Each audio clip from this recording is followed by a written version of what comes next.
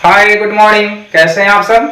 अभी आप लोगों का एवरेज का क्लास चल रहा है और प्रीवियस क्लास में हम लोगों ने पढ़ा था कि लगातार संख्याओं का औसत का अगर क्वेश्चन आए तो उसको कैसे डील करना है, बिना पेन उठाए कैसे क्वेश्चन को हम लोग हल करें। देखो ये काफी आसान सा टॉपिक है, फिर भी यहाँ पर परेशानी क्यों होती है, क्योंकि यहाँ पर जो नियम है इतने एक दूसरे से चिपके हुए हैं, यानी एक दूसरे के साथ इतना संबंध रखते हैं नजदीक का कि आप उसको फिल्टर करने में थोड़ा सा भी चूक करोगे ना तो गलती हो जाएगा। किस प्रकार से, देखो मैं थोड़ा ध्यान देना और आज के क्लास को ना शुरू से लेकर अंत तक देखना, क्योंकि आज का क्लास काफी इंपॉर्टेंट होने वाला है। आप लोगों ने इतना कमेंट किया है मुझको कि मैं बहुत खुश हूं आप पर, और आज काफी कुछ हम लोग पढ़ने वाले हैं। लगभग अभी कंसेप्ट का जो वो पार्ट जहां पर थोड़ा भी कंफ्यूजन होता है उसको मैं डील करने वाला हूं, और साथ में 20 क्वेश्चन हम लोग करने वाले हैं। तो अभी देखो जैसे क्या परेशानी यहाँ पर होता है। देखिए इन दोनों ही स्ट्रक्चर को ध्यान से आप देखिए, आपके समय को बचाने के लिए लिखने वाला जो वक्त था मैंने उसको इरेज कर दिया है, पॉज कर दिया था। अभी यहाँ पर दो स्ट्रक्चर मैंने लिखा है। पहला यहाँ पर ध्यान से पढ़ना, ठीक है। पहला कहता है कि 5 क्रमागत संख्याओं का औसत ए है, यदि अगली 4 संख्याएं भी ले ली जाए तो अब उन 9 संख्याओं का औसत क्या होगा। पढ़ लिए। दूसरा पढ़ो, 5 क्रमागत सम संख्याओं का औसत ए है, यदि अगली 4 सम संख्याएं भी ले ली जाए तो अब 9 संख्याओं का औसत क्या होगा। ध्यान से मुझको बताओ तो बाबू, दोनों क्वेश्चन में क्या अंतर है। जो दोनों क्वेश्चन दिया हुआ, मैं बिल्कुल साइड में हूं, आवाज मेरी जा रही है ना। आप दोनों क्वेश्चन को देखो और ध्यान से बताओ कि दोनों क्वेश्चन में क्या अंतर है। अगर आप ध्यान से देखोगे तो सिर्फ अंतर यही है कि यहाँ पर क्रमागत संख्या बोला गया है और यहाँ पे क्रमागत सम संख्या बोला गया है। सम यानी कि इवन है, यहाँ पर इवन और ऐसा कुछ नहीं बोला गया, और सब कुछ हूबहू लाइन व लाइन हूबहू बिल्कुल सेम है। यानी कि 5 क्रमागत संख्याओं का औसत ए है और 5 क्रमागत सम संख्याओं का औसत ए है। उसके बाद यदि अगली 4 संख्याएं भी शामिल कर ली जाए, यदि अगली 4 सम संख्याएं भी शामिल कर ली जाए तो अब उन 9 संख्याओं का औसत क्या होगा, तो अब उन 9 संख्याओं का औसत क्या होगा। देखो तो क्वेश्चन में इतना ही फर्क है ना, बस इतना सा का फर्क है। यही बात मैंने कहा था, इतने नजदीक के रिलेशन होते हैं कि आप कंफ्यूज कर जाते हो। अभी देखो आंसर कैसे बदलेगा। अगर पहला जो क्वेश्चन था, यहाँ पर पहले वाले अगर क्वेश्चन जहां क्रमागत संख्या यानी इवन और ऑड, इवन और ऑड दोनों शामिल है, तो यहां पर आपका एवरेज क्या दिया हुआ है, तो ए था। तो आप इस ए को पकड़ना और प्लस कितना संख्या शामिल किया गया था, तो 4 संख्या शामिल किया गया था। जितना भी शामिल करे, मेरी बात को ध्यान से सुनना मेरे बाबू, जितना भी संख्या शामिल करे सीधे उसका आधा कर दो। यानी 4 शामिल किया ना, 4 का आधा करोगे तो 2 होगा। आपका आंसर होगा a+2। देखो ए मैंने क्यों लिखा, एवरेज का ए है, ठीक है ना। यहाँ पर 5 क्रमागत संख्याओं का औसत ए है, ए फॉर एवरेज, यानी कि मैंने अल्फाबेट यूज कर लिया है। आपको जब क्वेश्चन में एग्जाम में आएगा तो ए के जगह पे कुछ नंबर भी हो सकता है, 5, 10, 15, 20 कुछ ऐसा भी हो सकता है, तो आप वहां पे ऐड कर लेना। अगर आपसे बोल दे कि 5 क्रमागत संख्याओं का औसत जो है वो 10 है, तो आपको बताना यदि अगली 4 संख्या भी शामिल कर लिया जाए तो क्या होगा। तो जितना संख्या शामिल करे उसको आधा करना है, तो 10 में 2 जोड़ेंगे तो 12 हो जाएगा। चलो अभी डाटा में अभी यहाँ पर यही रखता हूँ, क्वेश्चन जब बनाएंगे हम लोग हल करेंगे वहां पर देखेंगे। यहाँ पर बात समझ में आ रही है। 5 क्रमागत संख्याओं का बोला जाए यानी कि ऑड इवन सब कुछ शामिल हो, तब जितना बोला जाए उसका आधा कर लेना है। अब आ जाते हैं दूसरे वाले पे। यहाँ पे 5 क्रमागत सम संख्याओं का औसत ए है, यदि अगली 4 संख्या शामिल किया जाए तो अब उन 9 संख्याओं का औसत क्या होगा। यहाँ पर आपको क्या करना है, जो आंसर देना होगा, आपको नीचे दिखाई दे रहा होगा, पता नहीं शायद नीचे नहीं दिख रहा होगा, मैं साइड में यहाँ पर लिख रहा हूँ, यहाँ पर लिख रहा हूँ, ठीक है। तो इस प्रश्न का अगर आंसर देना होगा तो एवरेज तो इसका भी ए है ना। एवरेज कितना दिया है, ए, और प्लस करेंगे और कितना यहाँ पे संख्या बढ़ाया गया, तो 4 तो यहाँ भी बढ़ा था और 4 यहाँ भी बढ़ा है। लेकिन अगर एक क्वेश्चन होगा तो हाफ करेंगे और यह क्वेश्चन होगा तो हाफ नहीं करेंगे, जितना बोला गया उतना रख लेंगे। देखो आंसर बदल गया ना, यहाँ पर a+2 हो रहा है और यहाँ पर a+4 हो रहा है। बात समझ में आ रही है। एक बात और जान लो, अगर इस क्वेश्चन में सम के जगह पे अगर विषम रहता, यानी कि अगर विषम शब्द भी रहता ना, तो भी यही नियम लागू होता है। यानी कुल मिलाकर बात यह आती है कि ऑड और इवन अगर दोनों हो, यानी कि केवल क्रमागत अगर बोला जाए तो जितना संख्या आगे शामिल किया गया होगा उसका सीधे हाफ करेंगे। देखो बिल्कुल हाई लेवल का चीज मैं पढ़ा रहा हूं, बात मेरी समझ पा रहे हो?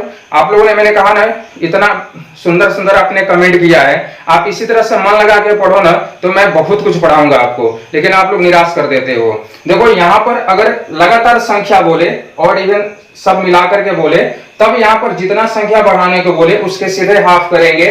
लेकिन अगर इवन नंबर या ऑड नंबर इस तरह से अगर बोले तो जितना नंबर बोलेगा, यानी 4 संख्या बढ़ा करने को बोला तो 4 जोड़ देंगे, 5 संख्या बढ़ाने को बोलता तो 5 जोड़ लेते। यहां तक बात समझ में आ रही है? अब थोड़ा सा यहाँ पे जो किसी को कंफ्यूजन हल्का सा होगा, उस कंफ्यूजन को दूर करना चाहते हैं कि ऐसा आपको दिखलाना चाहते हैं ऐसा हो रहा है कि नहीं हो रहा है। अभी पहले वाले क्वेश्चन को देखो, 5 क्रमागत संख्या बोला था ना, कोई भी क्रमागत 5 संख्या ले लो, मैं शुरू से ले लेता हूं 1 2 3 4 और 5। अभी मैं आपसे पूछूं कि ये 5 क्रमागत संख्या होगा तो इन पांचों क्रमागत संख्याओं का औसत क्या होगा, तो आप बोलोगे बीच वाली संख्या, और बीच वाली संख्या कितना है, तो 3 है, ऐसा बोलोगे। अब बोला गया कि 4 संख्या और भी ले लिया जाए, तो चलो 4 संख्या और ले लेते हैं, 6 7 8 और 9। 4 संख्या हो गया ना, पहले से 5 संख्या, अब 4 संख्या, और कुल कितनी संख्या हो गया, तो 9 संख्या। परिणाम आपको मिल रहा है 9 संख्या का। अब अगर पूछा जाए कि इसका औसत क्या होगा, तो बीच वाली संख्या होता है, यानी कि बीच वाली 9 संख्या है तो 4 संख्या इधर छांट लिया जाए और 4 संख्या इधर छांट लिया जाए, तो अब औसत क्या होगा, तो 5 होगा। तो देखो यहाँ पे औसत क्या था, तो 3 था, तो 3 में कितना जोड़ेंगे तो 5 होगा। आप समझ पा रहे हो, 3 में 2 जोड़ेंगे तब ना जाकर 5 होगा, यानी कि 4 संख्या बढ़ाया गया, लेकिन मैंने जोड़ा कितना, तो 2 जोड़ा। यही नियम कह रहा है ना कि अगर औसत यहाँ पर अगर ए हो तो हमको कितना जोड़ना पड़ेगा, जितना संख्या यहाँ पे बढ़ाया गया उसका सीधे हाफ कर लेना है। समझ में आ रहा है? चलो इसका भी एग्जाम्पल ले लेते हैं, है ना, इसको अभी रेज करेंगे तब कुछ जगह मिलेगा मुझे। आप लोग इसको कॉपी कर लेना, उतार लेना, है क्या उधर जगह। चलो इधर मैं बना लेता हूँ, यहाँ पे मैं बना लेता हूँ। मुझको डर लगते रहता है बार बार कि पता नहीं बोर्ड का यह पार्ट आपको दिख रहा होगा, वीडियो बनाना बेकार हो जाएगा। अकेले काम करने में यही मुसीबत होती है। अच्छा चलो पहले बना लेते हैं। अभी 5 क्रमागत सम संख्या है, तो अभी सम संख्या केवल लेना है। चलो मैं 2 से शुरू कर लेता हूं, 2 4 6 8 और 10।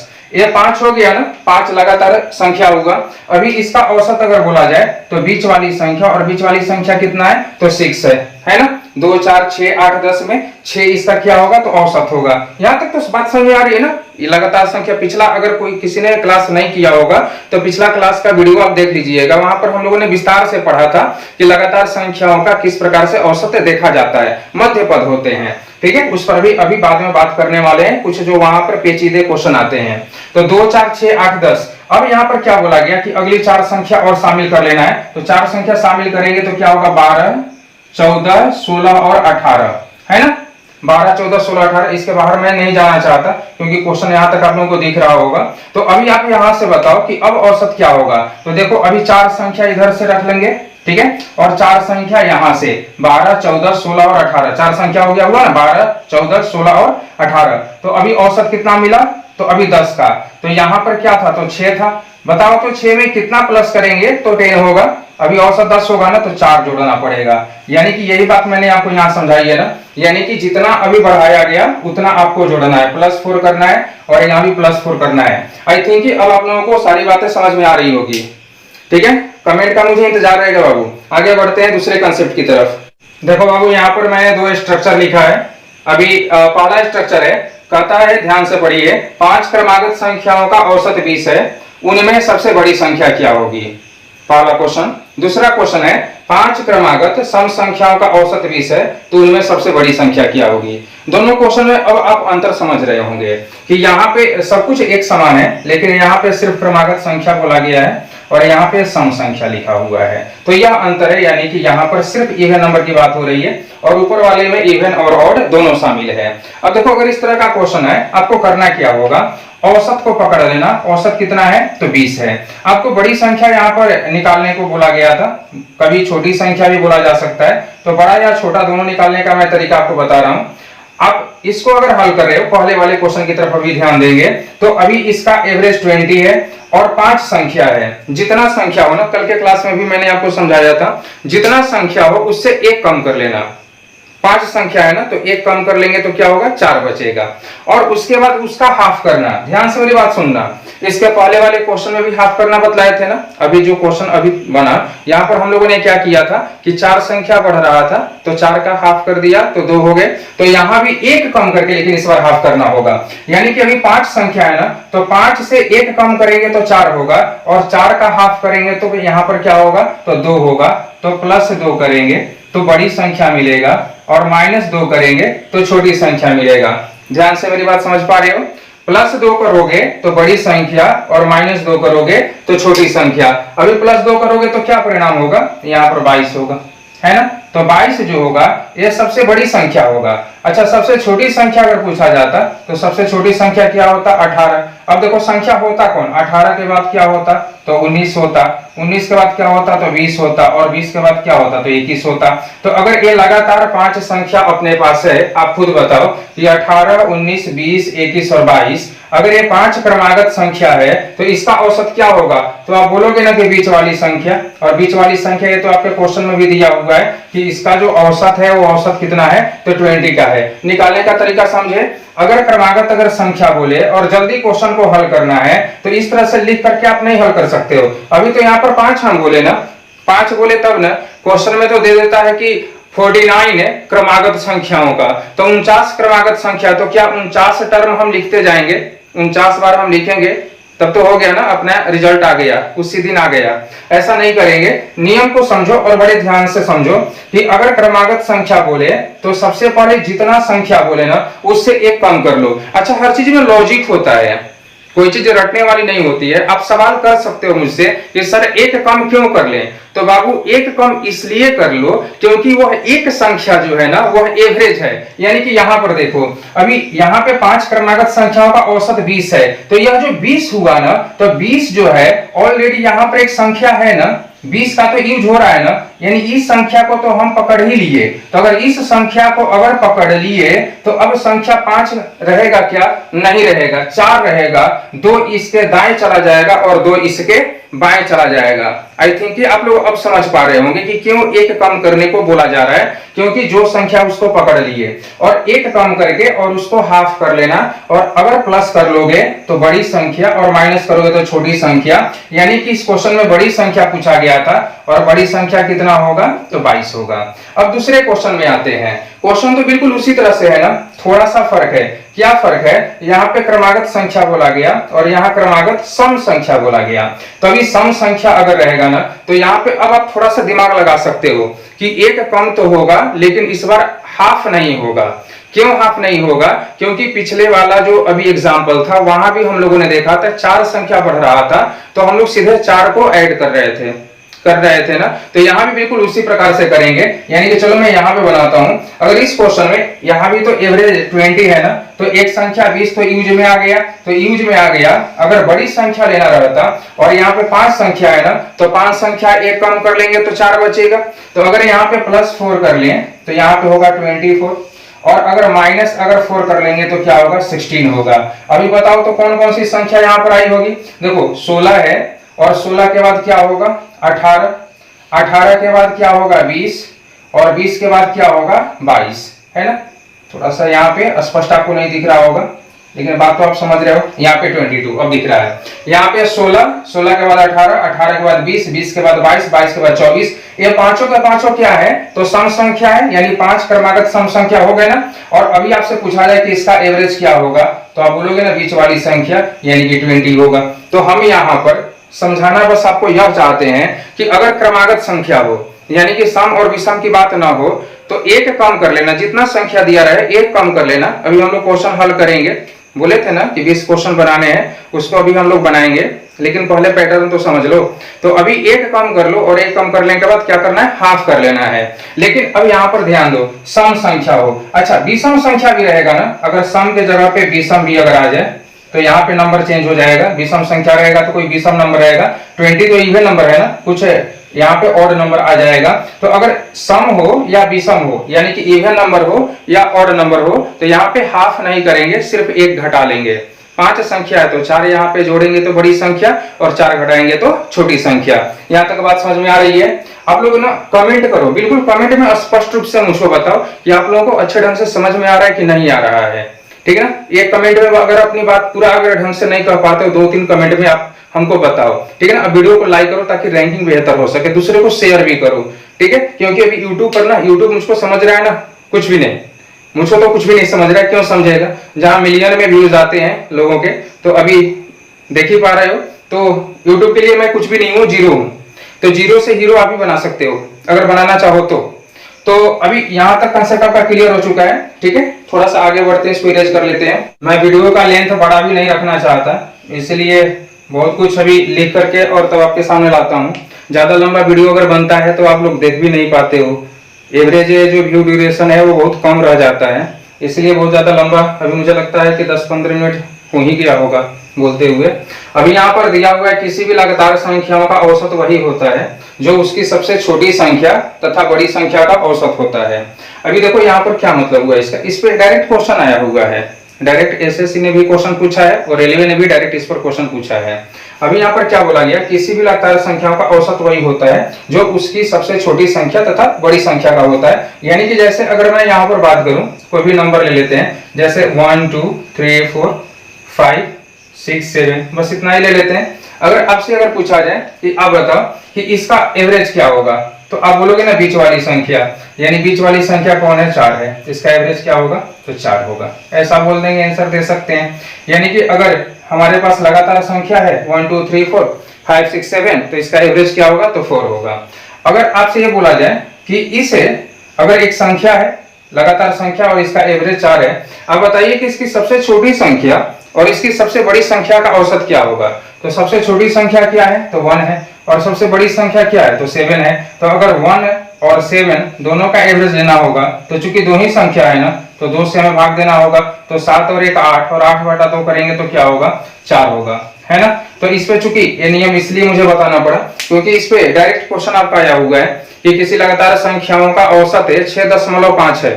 आप अगर आपके पास अगर कोई बुक हो प्रीवियस ईयर क्वेश्चन का, तो आप उठाकर देखना, ये क्वेश्चन वहां पर आया हुआ है। ये क्वेश्चन तो मैं आपको करवाऊंगा ही। अगर किसी लगातार संख्याओं का औसत जो है 6.5 है, तो उसकी सबसे छोटी संख्या और उसकी सबसे बड़ी संख्या का औसत क्या होगा? तो भी बाबा 6.5 ही होगा, है ना? क्योंकि छोटी संख्या बड़ी संख्या का जो औसत होगा वह मेन जो औसत है उसी औसत के बराबर होगा, ना तो एक कम होगा और ना ही एक ज्यादा होगा। बात समझ में आ रही है ना? देखो मैं सोच रहा था कि अभी जो 20 क्वेश्चन मुझको करवाने हैं उसको अभी तो मैं बनाता हूं, लेकिन दूसरे वीडियो में आपको दूंगा।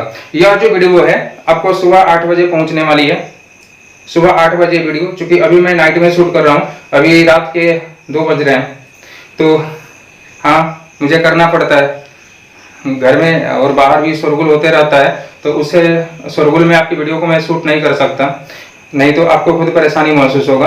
तो अभी 2 बज रहे हैं, लेकिन कोई बात नहीं है। तो अभी जो है यह मॉर्निंग में 8 बजे वीडियो आपके पास जाएगा।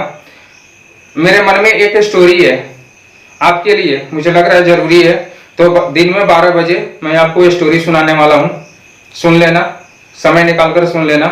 और शाम में जो 20 क्वेश्चन मैंने आपको शुरू में कहा था, तो पूरा का पूरा 20 क्वेश्चन जो है, जो कुछ हम लोगों ने पढ़ा है इसका नोट्स तब तक आप तैयार कर लोगे। सुबह में 8 बजे आपको वीडियो मिल जाएगा, आप इसका नोट्स अच्छे से तैयार कर लेना।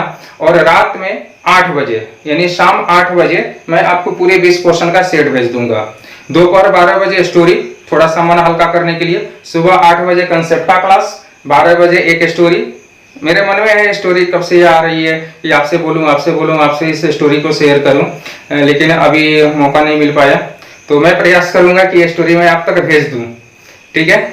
अगर नहीं भेज पाया तो कोई ऐसा ही कारण होगा तो नहीं भेज पाऊंगा, क्योंकि उसको मैं मॉर्निंग में ही शूट करूंगा, अभी तो मैं नहीं करूंगा। अभी तो मैं आपका क्वेश्चन अभी क्लियर करने वाला हूँ, पूरा का पूरा 20 क्वेश्चन अभी मैं क्लियर कर लूंगा, ताकि आपको शाम तक वो वीडियो में भेज सकूं, क्योंकि वो जरूरी है, पढ़ाई जरूरी है, लेकिन पढ़ाई के साथ साथ थोड़ा मोटिवेशन भी जरूरी है। इसलिए 12 बजे मेरा प्रयास होगा कि 12 बजे मैं आपको भेजूं, थोड़ा सा उस समय तक इंतजार कर लेना।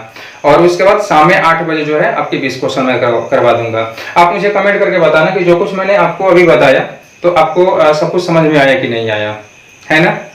चलो ठीक है, अपना ख्याल रखना, मन लगा के पढ़ाई करो। मैं आपके लिए हमेशा तत्पर हूँ, लेकिन आपका भी साथ चाहिए ना। मैं पढ़ाना चाहूँ और आप पढ़ना ना चाहो तो कैसे चलेगा काम? नहीं चल सकता है। चलो ठीक है, मिलते हैं तुरंत। Bye bye.